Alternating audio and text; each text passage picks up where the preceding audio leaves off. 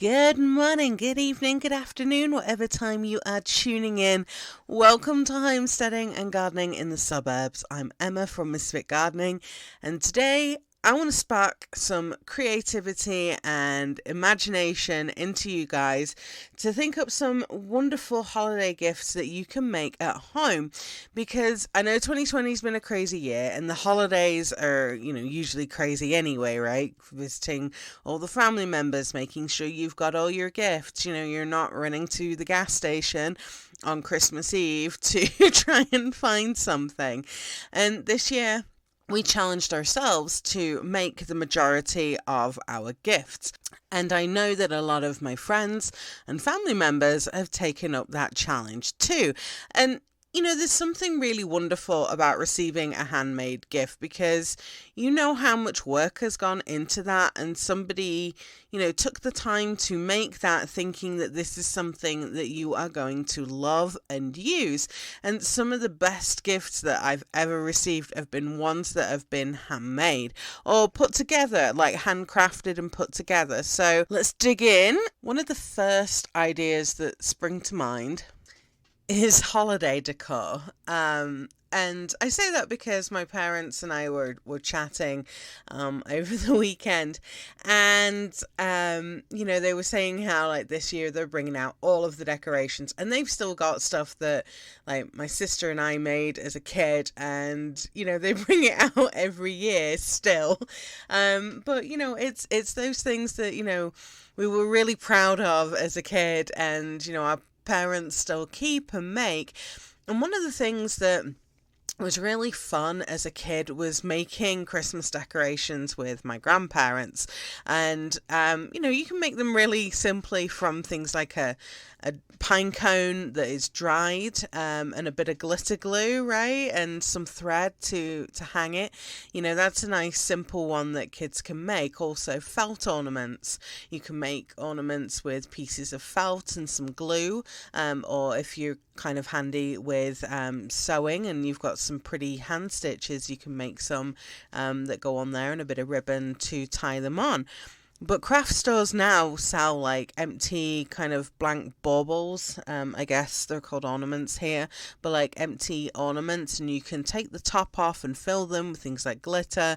I had a friend who she pasted with glue stamps, like different stamps on them, from the US, but they had like different forever stamps on there. So there was ones that had like holiday things on them. There was ones that had like different states on them, and that was really cool and unique. Like nobody else has that ornament on their tree, and I mean it still goes up each year, which is really, really cool. And I was so inspired by that I've been saving like cool stamps ever since. Now you could also stretch, small tree ornaments. You could do large ornaments like holiday stockings, those kind of things. And you can make them out of fleece, out of flannel, out of cotton.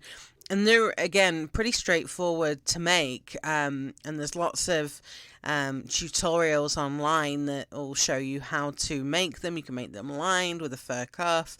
You can make them in different shapes for your dogs. I mean, my dog's got a holiday stocking. He recognizes it. So much so when we were tidying out the basement and the laundry room and kind of reorganizing our pantry with all the canned goods that we've got, that we'd been canning this year and putting on there, he promptly decided to stick his head straight into this stocking looking for his treats, because that's what happens when he sees it normally, is, oh, there's treats in here, or there's a toy or something. But having a handmade stocking that is very unique and personalized is really fun too, especially if you can fill it full of, little treats and things that you've made as well. If you have a sewing machine and some basic sewing skills, and even if you don't, making something simple like a placemat or a set of napkins is a really easy project that you can make and give away as a gift. And the wonderful thing about doing that is there's just such a great choice of fabric prints that are available. You can really make them to tailor them to who you are, who your recipient is, and what they're really into. I mean, we've got some really crazy napkins and things. We've got ones that have got like this kind of cute farm design on them. Which is great if we've got like kids visiting. We have ones, for different holidays. Like we've got ones for Thanksgiving that I machine embroidered with this cute pumpkin design on it because I've got an embroidery machine, which, they're great. We bring them out every year, and, I made them on Thanksgiving. And, we still use them. And, I know the people who I've given their sets of placemats and napkins to, they use theirs as well. And they're really simple to make. And, they can last for many, many years. And it's the thought that goes into these things. Now, if you're a bit more proficient, you could do quilting ones, or you could do kind of patchwork designs as well. But even if you are not a proficient sewer, the fact that, you've tried to make something that is special to that person, it'll mean so much more. You could also sew a hat or scarf out of fleece or flannel, and there's loads of designs and things available, loads of them. And the great thing is, even if you're not good at sewing, there's no sew hat and scarf options available. And I watched the video not too long ago that was this no sew fleece hat, and it was done in like 10 minutes. So if you've got like a lot of kids that you need to give like quick presents to, that's such a great idea. But there was these great like infinity scarves that are kind of like a one piece, like a tube that you sew or tie together. And you can get really fancy with your scarf designs, but they're really easy. And the nice thing about fleece and flannel is they're often on sale in the craft stores here in the US. But here's a tip for you. If you check out your local thrift store or charity shop, if you're in England, sometimes you will get pieces of fabric that have been donated. And if you remember the episode that we talked about, kind of taking a leaf out of the 1940s and, during the war, lots of things were repurposed. So if you kind of take a look at these and you're able to score some fleece or flannel or even cotton, like any kind of fabric at one of these stores, or perhaps there's a large sheet with a really cool pattern on it, or a blanket or something like that. Take it home, give it a really good wash, really good wash, and dry, and you can turn these into something really cool and really unique. And you're kind of doing double duty there, because you're supporting a local thrift store or a local charity that's trying to do something, as well as keeping something out of the landfill, out of the garbage, and making something that somebody is going to love. Now, if you're not a fan of sewing, when it comes to hats and scarves, of course, if you've got a pair of knitting needles or a crochet hook, you can make them out of yarn as well. And if you're new to crocheting or knitting, these are relatively easy projects that you can try. And one of my friends sent me a gorgeous scarf that she made, and I mean the yarn on it is beautiful, the stitching work that's on it is beautiful. Every time I wear it at work, everybody wants to know like where I got it from, because it's so beautifully made, and I love that thing. I wish I could wear it all the year round, but it's special to me for the winter. And I know how much effort went into her making that, and I love it. And you can make a piece like that too. You don't necessarily need to do a hat and scarf set, but maybe you've got a really cool pattern that you love to make, and you can make the yarn in their favorite colors, and have a piece like that they love to wear. I've got another, like a cowl that a friend made for me, and she did it in a beautiful kind of Fair Isle design, and I love wearing that thing too, because I know just how much effort went into making it. It's beautiful, and it's all my favorite colors on it. So, having these kind of statement pieces that somebody's made, it shows just how unique you are and how unique the piece is as well. Now, since we're talking about sewing and crochet and knitting, blankets are often a wonderful thing to receive. And they are a nice, easy thing to make as well. If you're new to sewing, making a blanket can be quite daunting, but it's mostly just straight stitches to edge. And again, there's lots of tutorials that will show you step by step how to make blankets. And there's some really great videos that show you how to make ones that look really high end with nice kind of mitered corners and things on them. And they're really easy to make. In terms of like crocheting and knitting, if you're just starting out, there's lots of really easy blanket patterns. One of my favorites for crocheting is the marshmallow stitch, because it works up really quickly and you're using a chunky yarn to do it. So if you're looking for a relatively quick project for a special person, maybe think about crocheting them a blanket, or knitting a blanket too. All right, let's talk a little bit about things that we can kind of make that are useful as well. Unpaper towels, very popular, especially given earlier in the year when anything paper product based seemed to disappear off the shelves very, very quickly.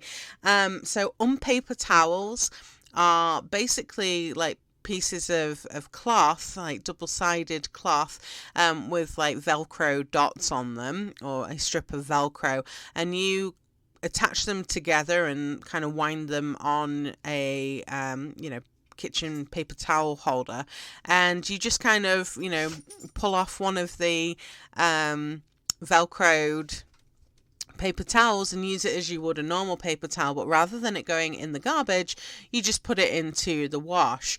So those are like a really cool gift to give out to people who are into being a bit more sustainable, or who really like pretty things in their kitchen, because you can make them out of fabrics that are pretty as well as functional. So you could do one side that's kind of white, maybe you do it out of that kind of towel material to help pick up and absorb things, and then you could do the other side out of a nice cotton print that's in something that they absolutely love. I don't know, maybe they're a fan of a certain game or a certain movie or something, and you can get fabric to coordinate their tastes.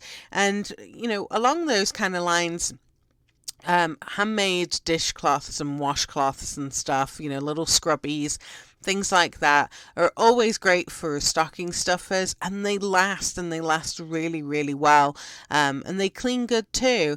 I mean, I love using handmade washcloths. I love making them. I love giving them away as well. And they're reusable as well. So you're keeping more things out of the landfill. So let's talk a little bit about the holiday hamper, because holiday hampers always look really posh. They look really expensive. I mean, they are really expensive if you buy one, but you can easily make one by picking up a large basket from the thrift store or the craft store. You can spray paint them if you want certain colours, but you kind of fill them with shredded paper or straw, even if you're wanting to go for that kind of rustic farmhouse look. You can fill them with whatever you want, really. Your limit is your imagination. You could do ones with like preserves or pickles or condiments, maybe some crackers, cheese. What about one of like cookies, cakes or breads? Or you could even make a hamper that's a kit. So you could make maybe a sourdough kit hamper, that's got like a large jar on it, that they can store it in, a bread basket to allow the bread to rise in there. I think they're called a bannock. Maybe some, little bags to pop bread into. The limit's really like your creativity. How about a bath hamper that's got soap in it? I mean, soap's very popular for people to make. If you're a homesteader, there's so many homesteaders who make soap, and I've not quite delved down that rabbit hole yet, but I want to. You could fill it with soap, body lotion, hand cream, those kind of things. And you could make them yourself, or you could collate their favorite varieties or favorite scents that you know. What about a handmade cleaner hamper that's got some pretty dusters in there and washcloths, or it's got like pretty bottles, like spray bottles of, DIY kind of spray cleaners that are all natural. There's lots of recipes for those online with different essential oils and water and vinegar. You could also try making some of your own furniture polish as well, and putting that into some cute little metal tins and giving those away as a gift. And things like dusters are super easy to make from fabric, like soft fabrics like cotton or jersey. And you can even, take that leaf from, 1940s publications and make them from clean worn t-shirts by just cutting squares, hemming the ends, and make them fun by sewing on some super cute trim, like those bobbles or pom-pom trims that you can get, or like ribbon or coordinating bias binding. And kind of make cleaning fun, because cleaning isn't always fun. But you can make it fun. Maybe get some rubber gloves and, I don't know, glue on like a cool trim on the end of the rubber gloves. There was, oh my gosh, in the UK there was a couple of ladies, and they had a TV show, and it was about cleaning, and I guess they kind of went into these like really scary dirty houses and like just kind of cleaned everything up. But they had like these rubber gloves that had like these boa feathers and stuff like on the cuffs, and they were really cool. I mean, completely fabulous and really cool. I don't quite know how practical they really were. But, if you've got a friend who needs a little bit of fun and encouragement, that might be a cool way to do it. And one of the other things that you could do in terms of creating a hamper is you could make a garden hamper, right? You could get together some little gardening hand tools, and maybe you could make some garden labels. Maybe if you just kind of get like the little plastic labels, you could write on them or leave them blank, and then get some seeds and some little pots and things, and kind of create a kit to help somebody start gardening. Maybe it's a little like seed starting kit for kitchen herbs, or maybe it's a victory garden hamper that you are creating for somebody. And getting something like that, get people started and interested in growing their own food. That's obviously going to pay them dividends in years to come, because and I know that growing your own food is one of the greatest things of gardening and homesteading, and it's like a wonderful bonus, right? You get to eat what you have spent the time growing.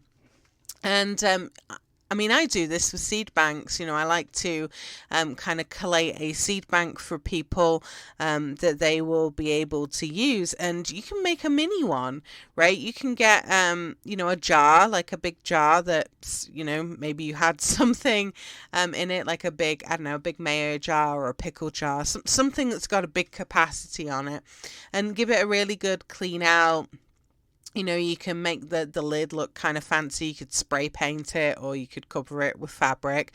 But you can get seeds, of all their favorite veggies that they like, and maybe a couple that they think that they don't like, but get unusual variety, something that looks different, and get people excited and start growing a themed garden or something. I mean, I would definitely give my niece a whole heap of seeds that are space themed, because she is really into space. So I would get her things like, I don't know, Neptune tomatoes, cosmic purple carrots, those kind of things, that she could have a little space garden, right? But you can like craft things, specifically for people. So, if you've got a friend that really loves the color purple, you could create like a purple plant garden, like purple Cherokee tomatoes and purple dragon carrots and I don't know, Calabas red cabbage,